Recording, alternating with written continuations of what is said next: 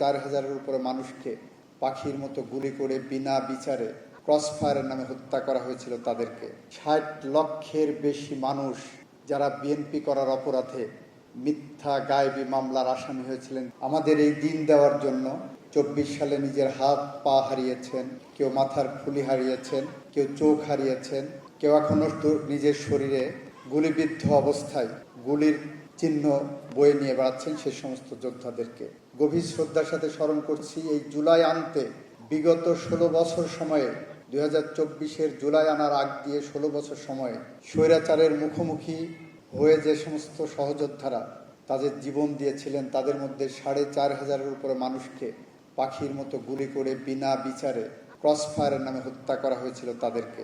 শ্রদ্ধার সাথে স্মরণ করছি 700-র উপরে মানুষ যারা নিখোঁজ ছিলেন, গুমের শিকার হয়েছিলেন, যাদের স্বজনরা এখনো তাহাজ্জুদের নামাজ পড়ে স্বজন ফেরার প্রতীক্ষায় থাকে, তাদেরকে শ্রদ্ধার সাথে স্মরণ করেছি। ওই সময়ে 60 লক্ষের বেশি মানুষ যারা বিএনপি করার অপরাধে মিথ্যা গায়েবী মামলার আসামি হয়েছিলেন, যে তালিকায় সোয়ান প্রপার্টিজ লিমিটেড তৈরি করছেন নিরাপদ স্বাচ্ছন্দ্যময় এক নতুন ঠিকানা। সোয়ান গ্রুপের একটি পণ্য।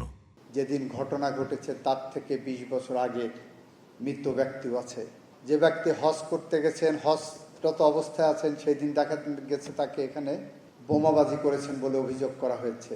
যে ব্যক্তির 2 হাত নাই, আপনার পত্রিকার শিরোনাম দেখেছিলেন পঙ্গু, তার বিরুদ্ধে দেওয়া হয়েছিল বোমা নিক্ষেপের অভিযোগ।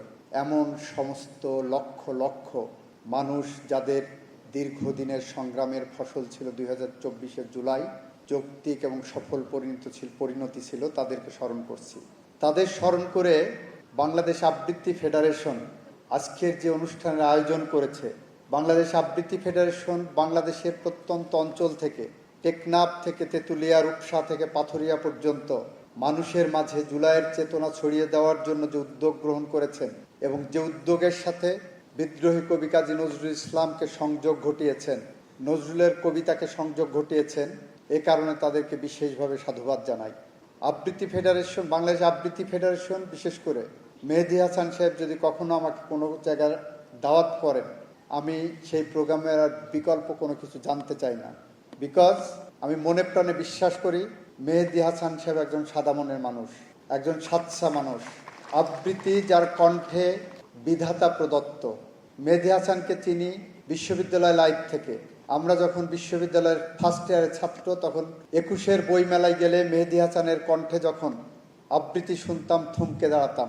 তারপরে জানলাম সেই মেহেদী হাসান আমার ডিপার্টমেন্টেরই বড় ভাই। এরপর সে আবৃত্তি করে যাচ্ছেন। আমি এবার আইনমন্ত্রী হওয়ার পরে জানলাম শিল্প সংস্কৃতি জগতে আবৃত্তি সেক্টরের কোনো মূল্যায়ন নাই। আবৃত্তি সেক্টর রিকগনাইজড না। গান আছে, নাচ আছে, সব আছে। আবৃত্তি যারা করে তারা শিল্পীর পর্যায়ে পড়েন না। সুযোগ আসলো সংসদের প্রথম অধিবেশনেই আইন সংশোধন করার।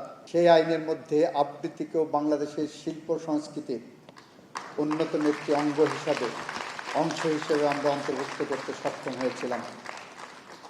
এ কারণে বাংলাদেশ জাতীয় সংসদের ত্রয়োদশ সংসদের সকল সংসদ সদস্যকে আমি বিশেষভাবে ধন্যবাদ জানাচ্ছি। এই আবৃত্তি ফেডারেশন যে লক্ষ্য এবং উদ্দেশ্য নিয়ে এগিয়ে যাচ্ছে, সে লক্ষ্য এবং উদ্দেশ্য একটি নির্মল সমাজ গড়ার, একটি গণতান্ত্রিক সমাজ গড়ার, একটি বৈষম্যহীন সমাজ গড়ার, একটি সুন্দর মনের মানুষের সমাজ গড়ার, রক্তপাতহীন একটি সমাজ গড়ার। যে সমাজ গড়ার স্বপ্ন আমরা দেখি আজন্মের, কিন্তু পরিবেশ, পরিস্থিতি, ক্ষমতা যখন আমাদেরকে অন্ধ করে দেয়, তখন আমরা একদিকে রক্তের হোলি খেলায় মেতে উঠি, আর একদিকে আবৃত্তি ফেডারেশন বা আবৃত্তি যারা করে তারা কবির কবিতাকে ধারণ করে, কণ্ঠে ধারণ করে মানুষকে গণতন্ত্রমুখী করে, রাজপথমুখী করে, মুক্তকামী মানুষ বানায়।